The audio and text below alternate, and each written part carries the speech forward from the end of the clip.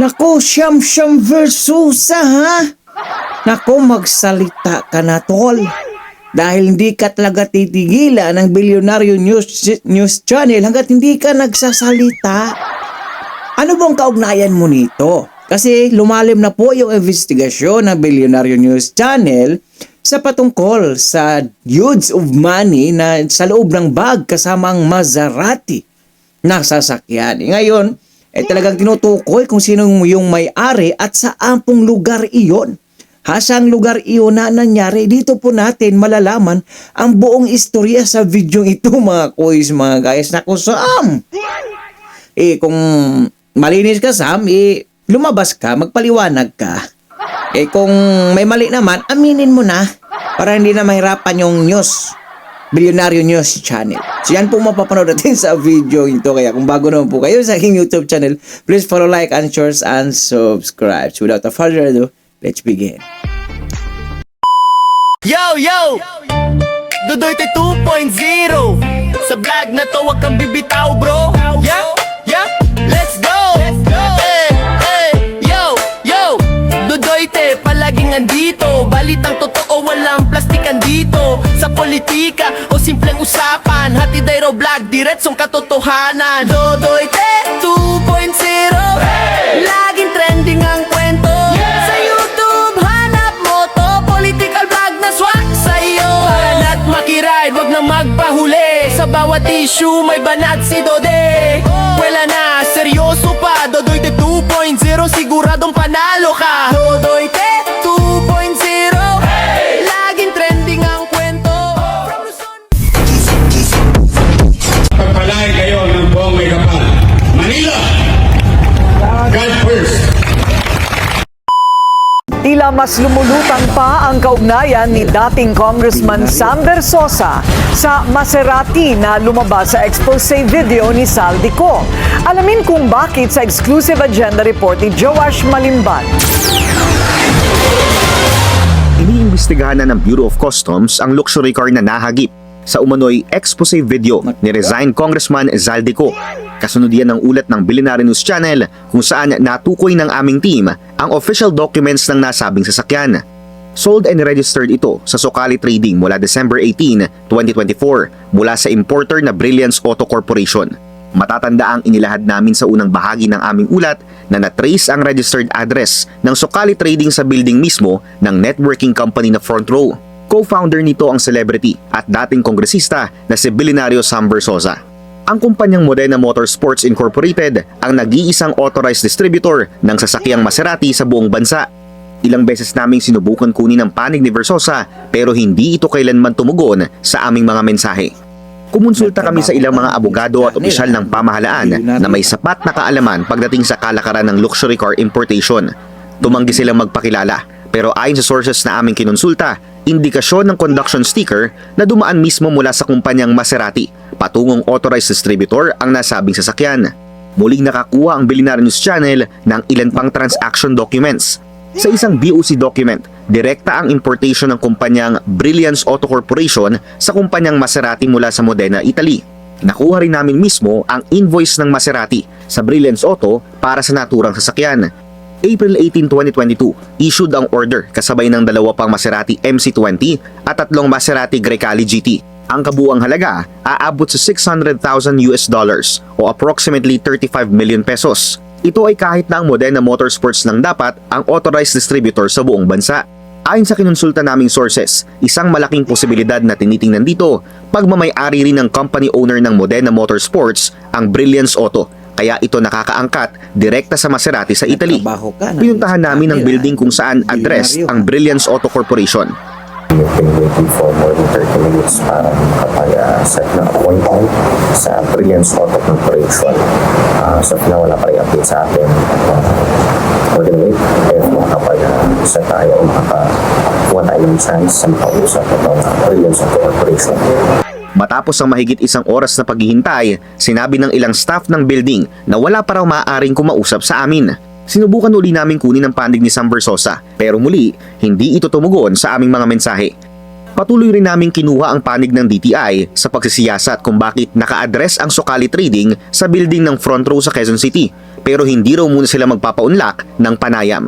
Para sa agenda, So ayun na nga mga kois, mga gayas. Talaga hindi po titigil yung Bilyonaryo News Channel hanggat hindi po nagsasalita, umamin man lang o magsalita. Si Sam Versosa patungkol po dito. Sa sasakyang Maserati na wala namang ibang distributor dealers niyan, exclusive. Diyan lang po, ayan po, alam naman po natin yung founder niyan, si Sam Versosa, sa front room mga kois, mga gayas. So dito natin makikita at malalaman mga kois, mga gayas, kung magsasalita si Sam Versosa.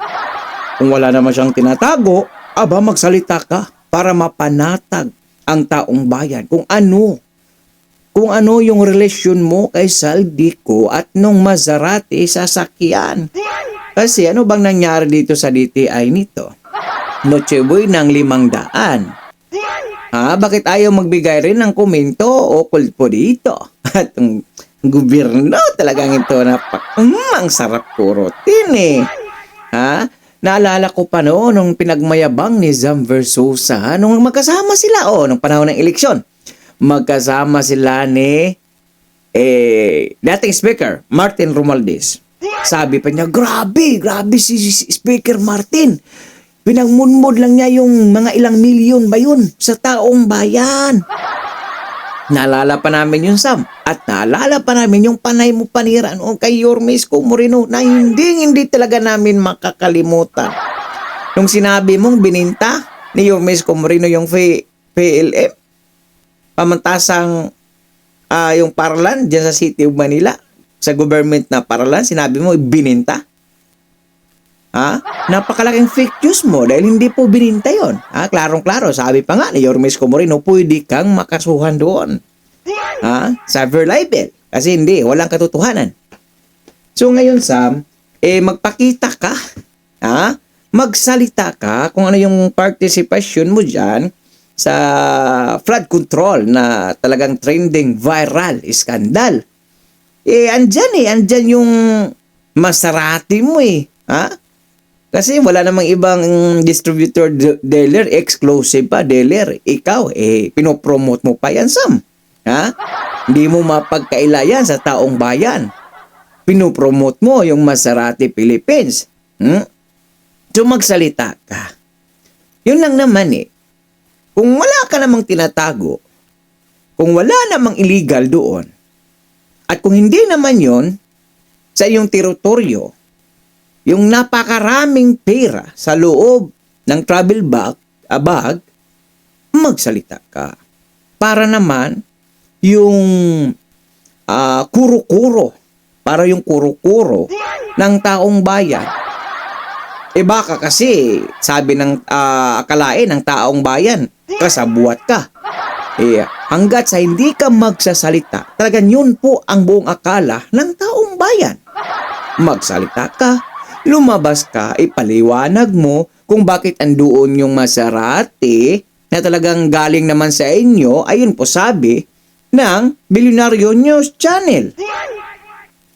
Ipaliwanag mo kung saan ba kung sino ba talaga yung may-ari noon, ikaw ba o si Saldico ba? At saang lugar yun? Baka alam mo kasi kung saang lugar na yun. Kasi andun yung Maserati mo. Malay natin. Di natin alam kung dyan sa puder mo yan. Naka-standby o yung baka ng kanilang pera. Malas mo lang inahagip yung conduction sticker ng Maserati. Paliwanag mo kung ano yung ugnayan mo, relasyon mo kay Saldico para yung taong bayan, yung kanilang iniisip,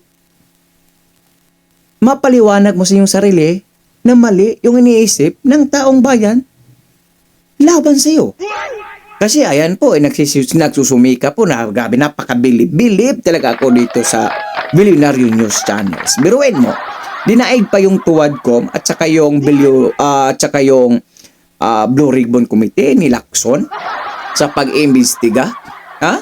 Malas mo lang nasali ni Saldico yung conduction sticker ng iyong Maserati. Kasi hindi talaga titigil sila, Sam. Hanggat hindi mo napaliwanag, hindi ka lumabas, Sabihin mo na ang buong katotohanan para hindi na mahirapan yung taong bayan, yung utaw. Yung Billionaire News Channel. Para hindi na mahirapan kasi yung DTI, wala, ayaw rin. Siguro hanggat hindi pa matatapos yung Pasko, Noche Buena ng 500, hindi yan sila magsasalita. Kasi kitang-kita naman, klarong-klaro naman, sabi ng isang lawyer, na profesional o may alam patungkol sa mga luxury cars na papasok at labas sa Pilipinas kung ano yung proseso. Kitang-kita naman, sinasabi niya na may alam ka talaga kasi wala naman talaga ibang lehitimo. Pinopromote mo pa nga yan, di ba? Lehitimo. Dealer kayo ng Maserati Philippines. Ikaw, yung front row. Di ba? Kaya, please, magsalita ka, linisin mo, para yung kuro-kuro ng ibang tao maliwanagan. Hindi na sila mahirapan pag-imbestiga. Kasi ayan talagang kitang-kita grabe no. Bilis naman makakarma si Yormesco Moreno. Parang kailan lang, last 6 months, last 7 months o 8 months, sinisiraan mo si Yormesco Moreno. Ngayon, ikaw ngayon nahaharap sa controversial, Nako, malaking issue to. Kasi yung flood control scandal, ayun nauugnay doon Kasi yung pira nga, at isa pa, patungkol kay Saldico. Patungkol kay Saldico, mga kuys, magayas, timing, nakuhanan, conduction, sticker, yung Maserati na yon. So yun lang po, pakikomento po ng mga opinion o reaction sa comment section ng ating video. Dahil mabot po kayo sa dulo ng ating video, may karapatan po kayo mag-like, share, and subscribe. So for now, I'm Gan Manila. God first, God bless all, peace. Bye-bye. Our hearts beat to the city streets. We began to feel the fire.